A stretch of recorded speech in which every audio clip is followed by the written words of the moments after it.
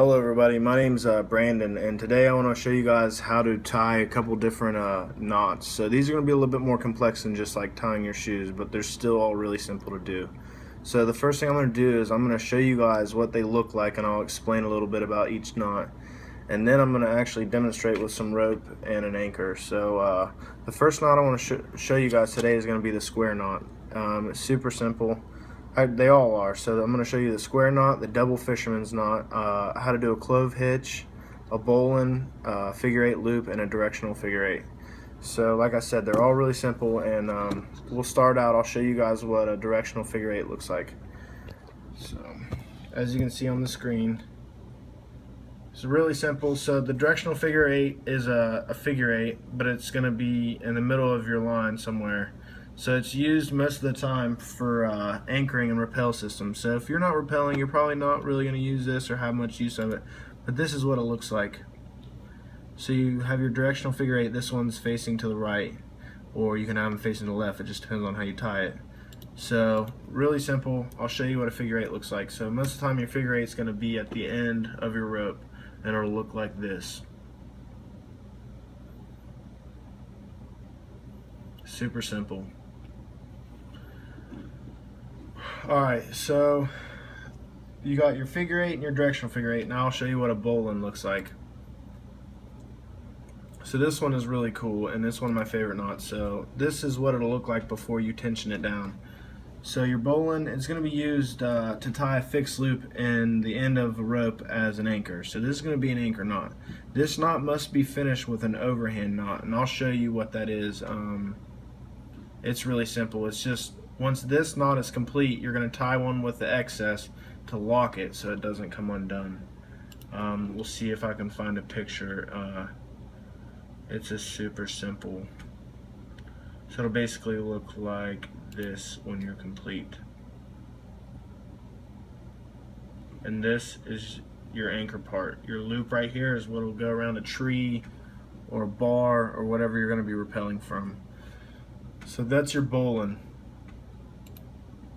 Alright, so the next one, I'll show you guys what a clove hitch looks like. This one is super simple, but it has to have constant tension for the knot to prevent from slipping. When the knot is tied, there will be no loose ends remaining. So if it's loose, it'll start to slip, because as you can see, it's really simple. It's using the rope to lock down on itself to cause it to stop and support itself. Really easy, but it has to maintain constant tension.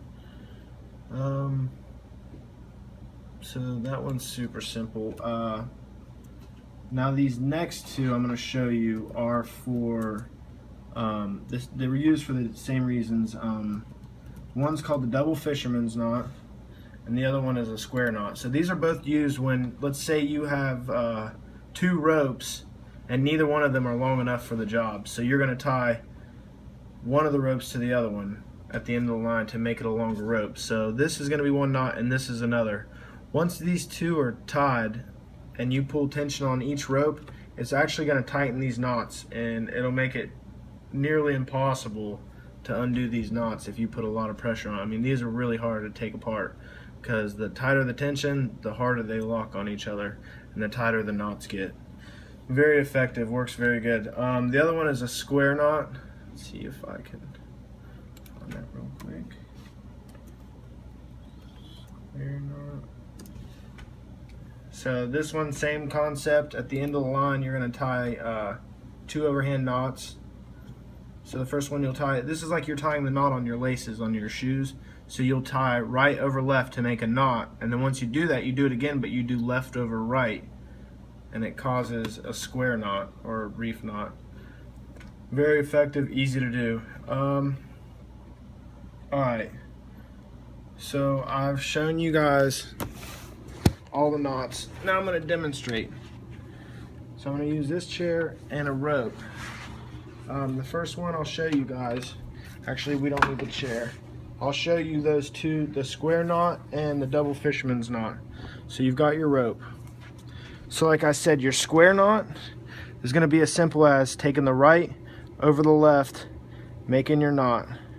So the next one has to be left over the right. Make your knot. See what it looks like?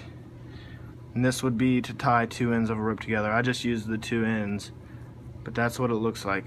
Simple. Alright, the double fisherman's.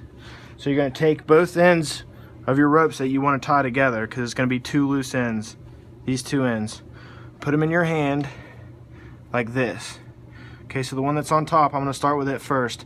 I'm going to wrap it around itself twice. Once I have two loops, I'm going to put the rope through both of the loops. See the knot forming? Okay, that's one of your fisherman's knots. So it's still loose. You can see I can pull this rope through. So you're going to do the same thing. I'll turn it around so it's exactly the same knot. So I want to wrap it around itself twice. Once I have the two loops, I'll feed the rope through, making the second fisherman's knot. So you've got the two knots. Now once you try to pull on the ropes, so this is going to be one rope and this is going to be the other. Once you pull on them, they tighten. And the harder you pull, the tight. I'm not going to pull tight because I won't be able to get these undone. But they won't slip through. They'll just keep getting tighter. Excellent for putting two ropes together. Alright, now I'll show you the other two without the chair. If I can ever get this thing done. Okay. So I will show you the figure eight. Alright, so your figure eight loop. This is, you tie a one loop knot at the end of the rope to act as an anchor. It is also used to take up slack on rope, so you can use this as an anchor. So what the easiest way to do it, you got the end of your rope, this is your loop end, where you want to make your figure eight. Wrap it around your finger, pull your finger out, and then stick your loop through.